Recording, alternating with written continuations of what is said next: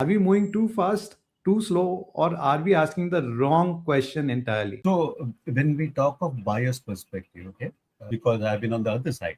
So buyer basically owns the risk. So the outcome is important to the buyer. Okay. And so therefore there is a change in the way the buying parameters or imperatives have changed. While there are certain advantages as we talked about, there are also certain different parameters. Because earlier what we used to look at is to outsource coding. Now with AI coming in, we are actually outsourcing cognition. That needs governance. That needs the governance model. That needs the ethical model. Now, interestingly, you talked about 95% of the pilots do not succeed, right? So only 5% have been successful.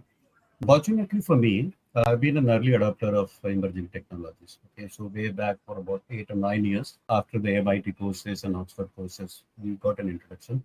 So I've seen, like, if I have to borrow from the Edison code, I've seen more than 100 ways of what works and a few what actually doesn't work, or rather the way which don't work are much more. And that is much more valuable. Okay, so we've seen both. We have seen setbacks, we've seen challenges, and we have also seen the successes. Now, if I have to generalize, okay, there are, of course, valuation will always follow momentum. Okay, the startups, the venture capitals, the funding, which is a very interesting statistics. But momentum need not necessarily mean sustained drive.